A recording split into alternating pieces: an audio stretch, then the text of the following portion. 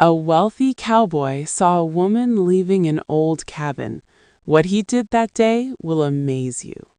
The sun was just beginning to rise over the wide Montana plains when Caleb Harlan, one of the wealthiest ranchers in the county, noticed something unusual.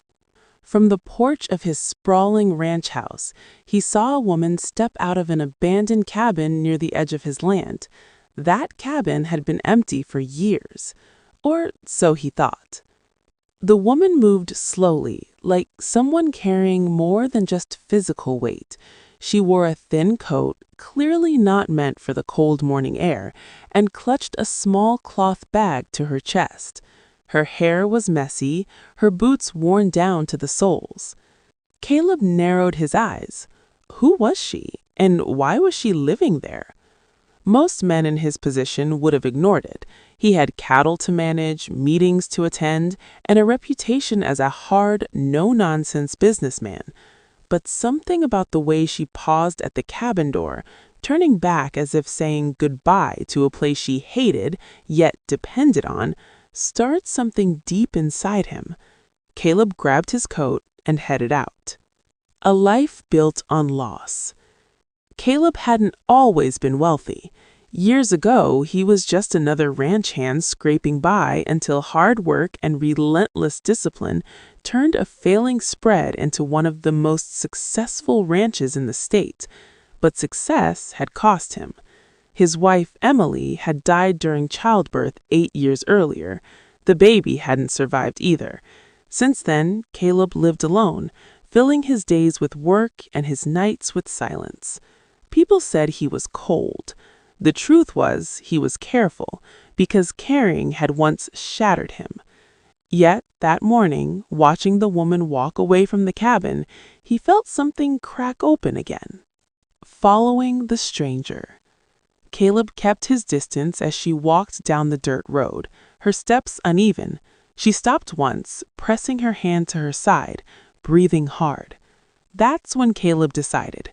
He rode his horse closer and spoke gently. "Ma'am, are you all right?" She spun around, eyes wide with fear, ready to run. "I'm not stealing anything. I was just staying there. I'll leave the land, I promise." Her voice trembled, but there was pride in it too. Caleb dismounted slowly.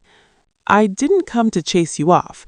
That cabin's barely standing. You could have frozen in there."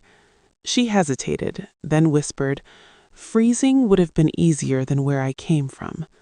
Her name was Lydia. The truth behind the cabin. Over coffee at the ranch, something Lydia clearly hadn't tasted in weeks, her story came out in pieces.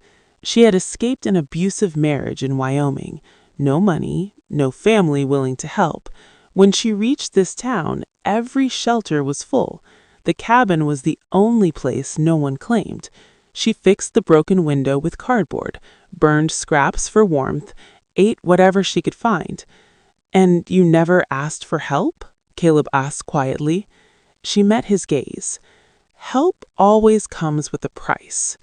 The words hit him harder than he expected. Caleb remembered Emily's kindness, how she believed people deserved dignity before charity. That day, he made a decision that would change both their lives. What the wealthy cowboy did. Instead of calling authorities or offering a few dollars, Caleb offered something far rarer. "Stay," he said. Lydia stiffened. "I won't be anyone's charity case." "You won't be. I need help around the ranch. Cooking, bookkeeping, anything you're willing to do. You'll earn your keep." She studied him, searching for a hidden motive. There was none. Finally, she nodded. "I'll try," she said. Healing comes quietly.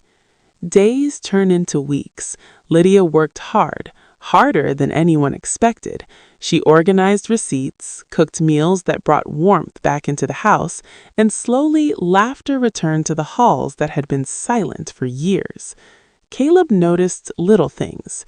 How she hummed while working, how she spoke softly to the horses, how she flinched when voices got loud.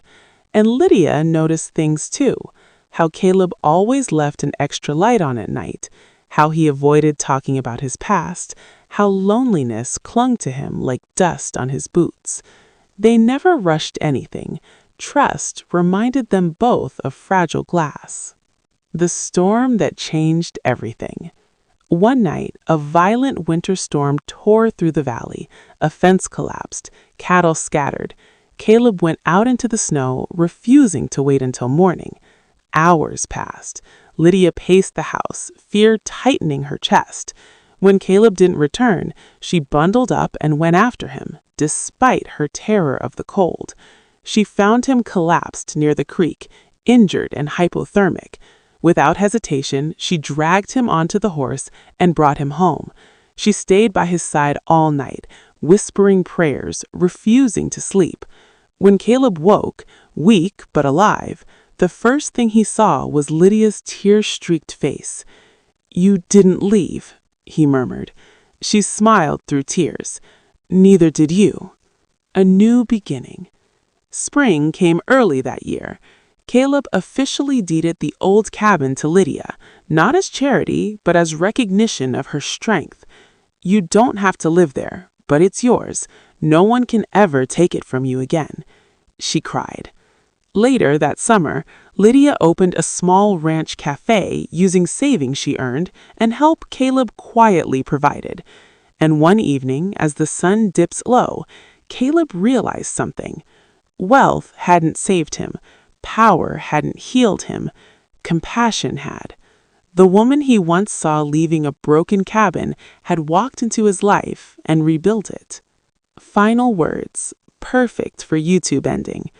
Sometimes the most amazing things happen when someone wealthy chooses kindness over control, and when someone broken chooses trust over fear. And sometimes a single moment on a dusty road changes everything. Subscribe for more video.